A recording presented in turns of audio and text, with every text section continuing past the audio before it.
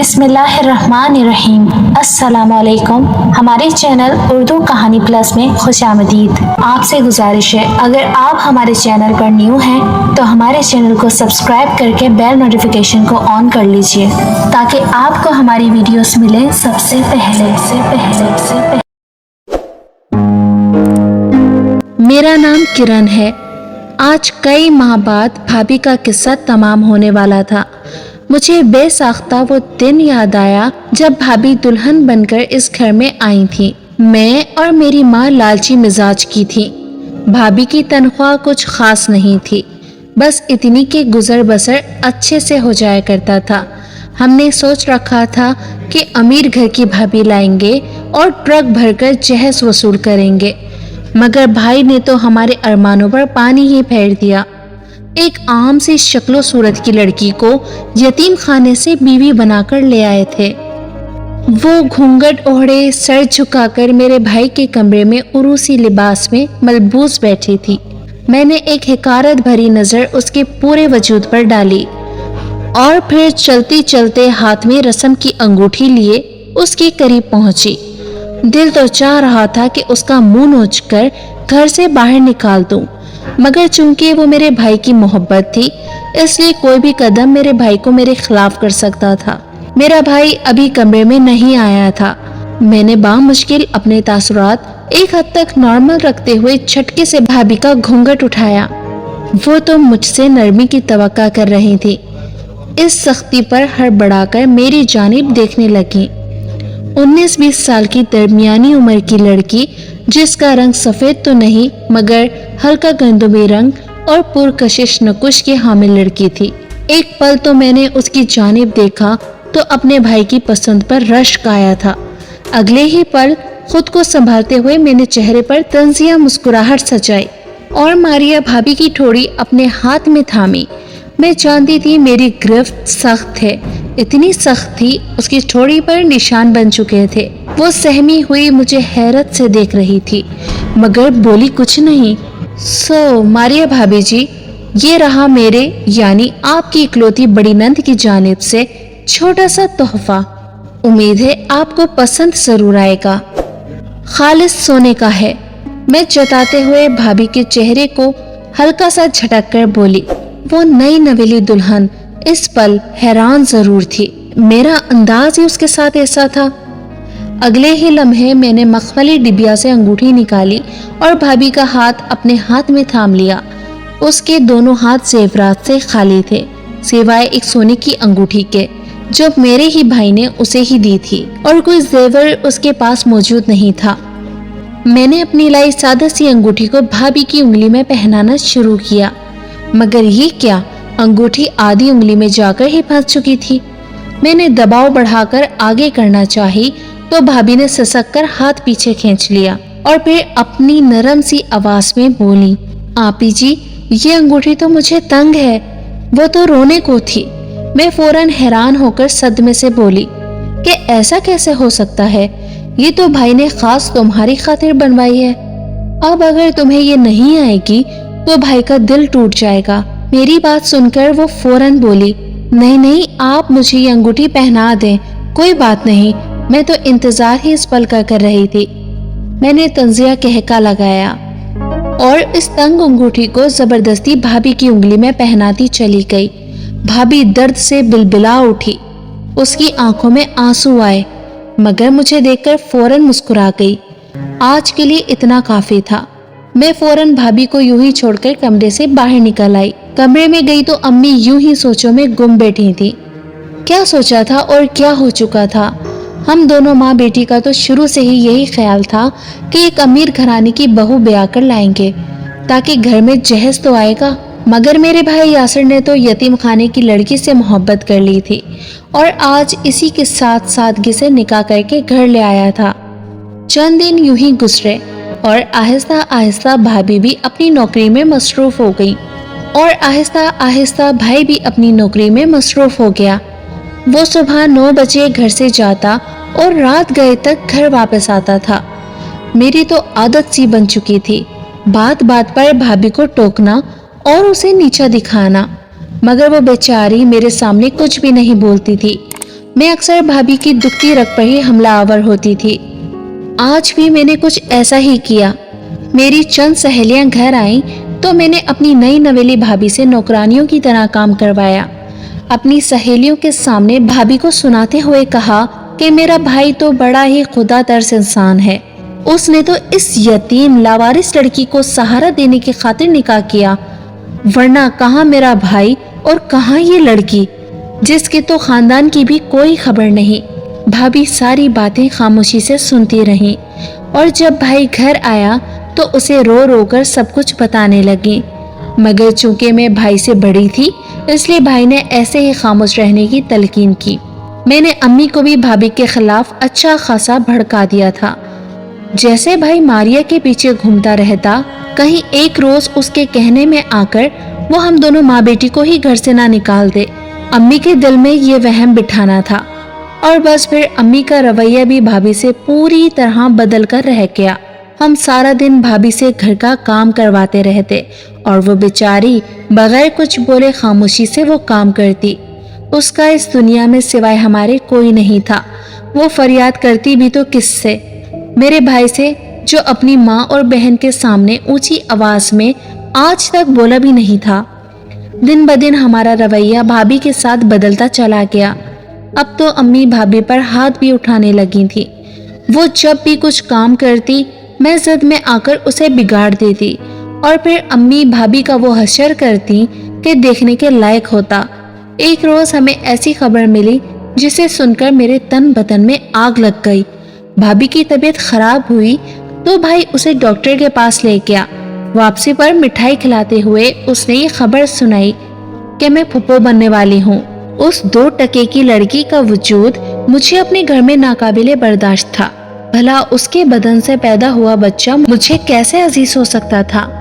मैंने माँ के दिल में भी भाभी के खिलाफ मज़ीद नफरत भर दी और फिर एक मंसूबे के तहत एक रोज भाई से कहा कि वो दूसरे मुल्क चला जाए। इस मुल्क में कुछ नहीं रखा, वहां जाकर कमाए ताकि उसके बच्चे का मुस्तकबिल भी संवर सके। भाई को ये मशवरा भला लगा। उसने चंद दिन हाथ पांव मारे और फिर एक नौकरी के सिलसिले में 2 माह के अंदर अंदर दूसरे मुल्क चला गया। इस वक्त भाभी का तीसरा माह चल रहा था। जब भाई गया तो भाभी बहुत रोती रही। आज सुबह मारिया की तबीयत खराब थी। उसका वजूद दर्द से चूर था, मगर इसके बावजूद मैंने उसे कहा कि आज पूरा घर वो रगड़ रगड़ कर धोएगी। उसने अपनी हालत को मद्देनजर रखते हुए जब मना करना चाहा तो अम्मी फौरन बोली, जितना काम करोगी उतना ही बच्चा सेहतमंद पैदा होगा, तभी तुम्हें यूं काम पर लगाते हैं। अब जाओ और जो किरण कह रही है वो करो। वो भोली भाली यतीम खाने की 4 दीवारें तक महदूद लड़की हमारी हर बात पर आंखें बंद करके भरोसा करती। सारा फर्श धोने लगी। कुछ देर बाद मुझे भाभी की चीखने की आवाज सुनाई दी। वो फर्श से फिसलकर मुंह के बल गिर चुकी थी। मेरी पत्थर दिली का ये आलम था कि मैं हंस पड़ी। आखिर इस बच्चे से जान तो छूटी, मगर न जाने कैसी सख्त जान थी। मौजज़ाती तौर पर बच्चे को कोई नुकसान नहीं पहुंचा था। मैंने मारिया के सारे नए कपड़े लेकर अपने पुराने और फटे पुराने कपड़े पहनने को दे दिए।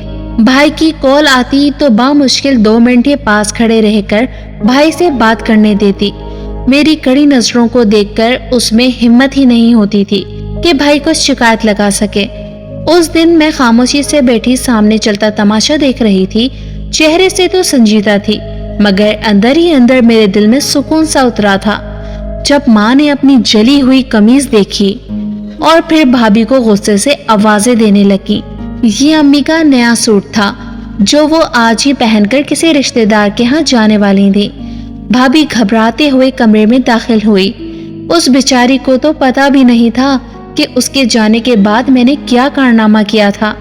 अम्मी ने अपनी कमीज को वहीं फर्श पर पटखा और भाभी को गुस्से से बालों से दबोचकर अपने सामने लाकर खड़ा कर दिया। दर्द के मारे भाभी सिसकी तो पड़ी थी।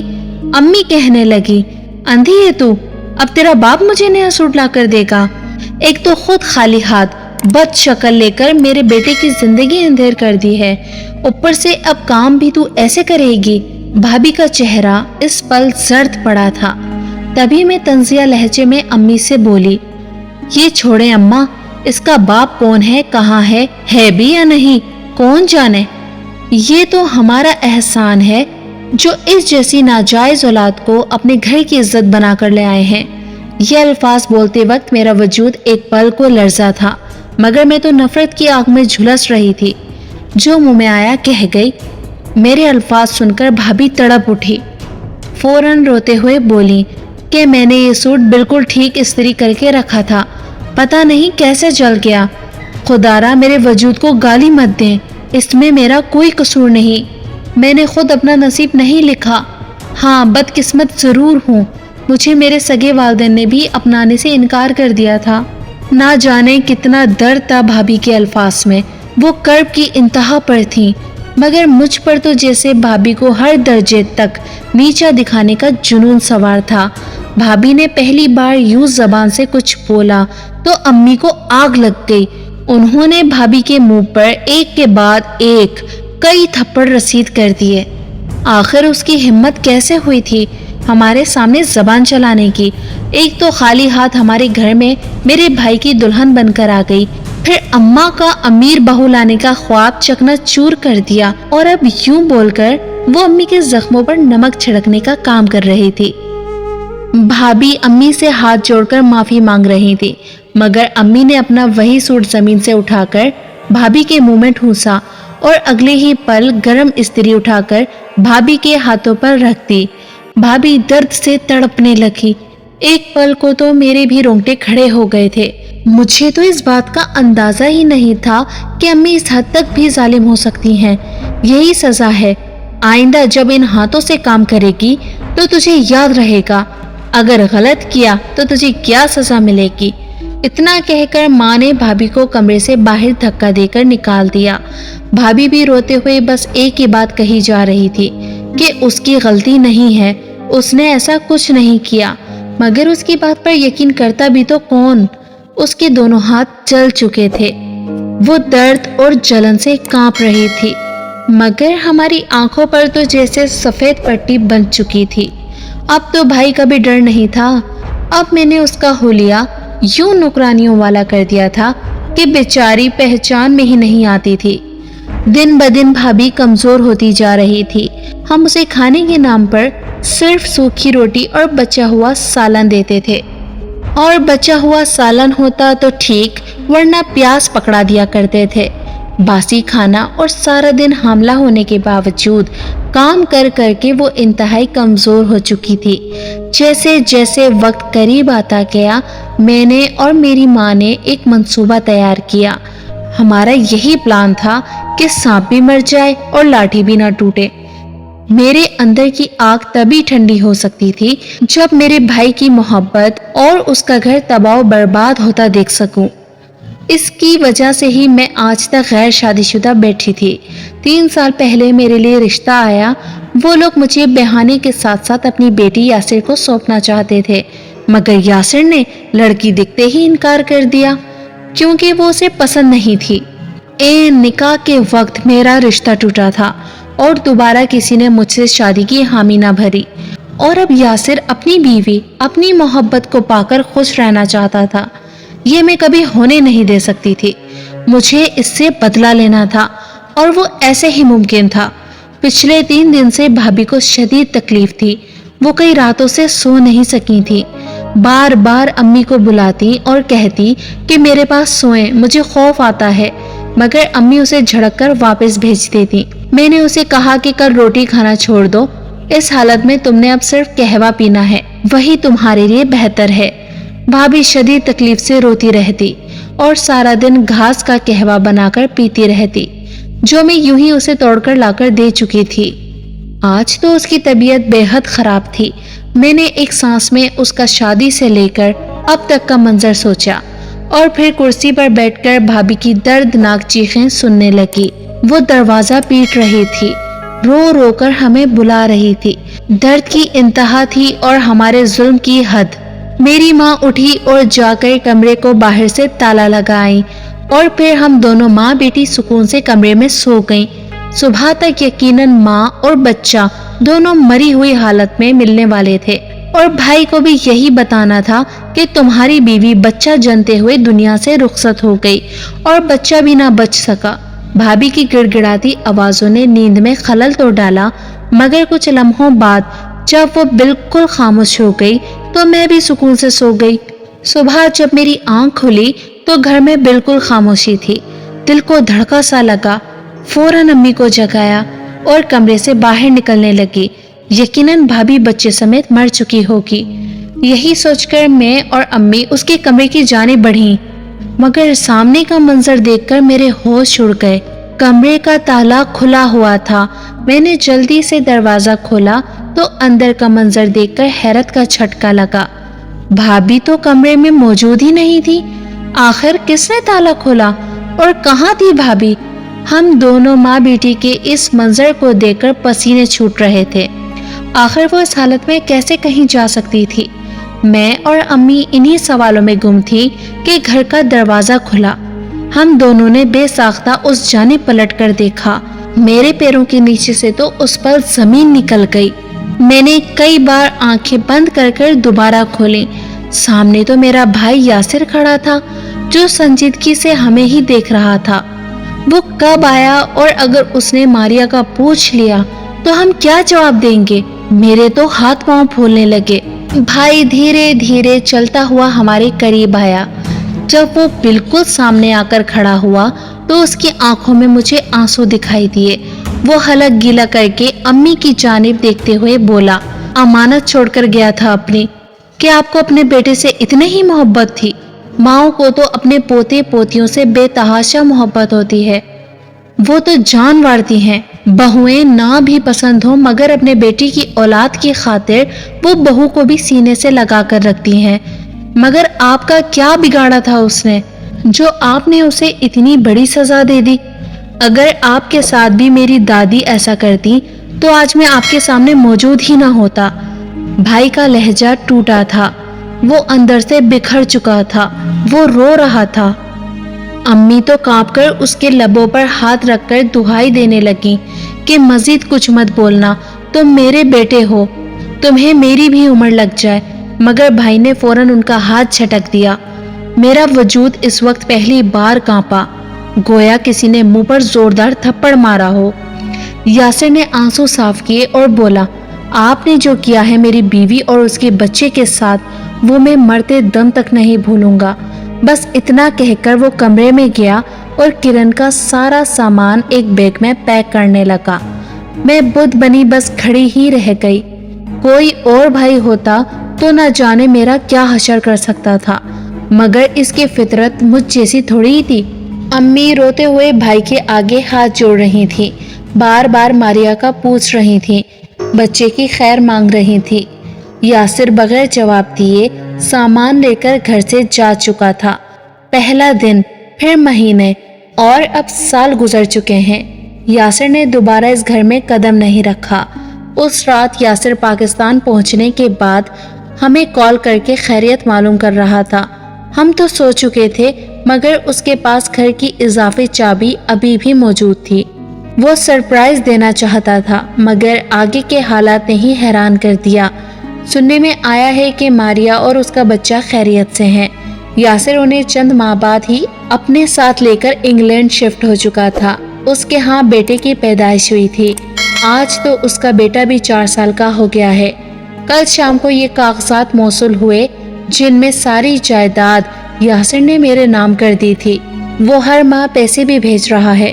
اپنی ہر ذمہ داری وہ آج بھی نبھا رہا ہے، مگر بس خود کو ہمارے شر سے دور کر چکا ہے۔ ماں تو رو رو کر پاگل ہو چکی ہے۔ اس کا کہنا ہے کہ سب میرا کیا دھرا ہے۔ سچ ہی تو کہتی ہے، اللہ مجھ جیسی بہن کسی بھائی کو نصیب نہ کرے۔ اپنے ہاتھوں سے دنیا و آخرت تباہ کر لی میں نے۔ بس آخری خواہش یہی ہے کہ ماریا کے قدموں میں گر کر اس سے معافی مانگ سکوں، اس سے معافی مانگ سکوں، اس سے معافی مانگ سکوں، اس سے معافی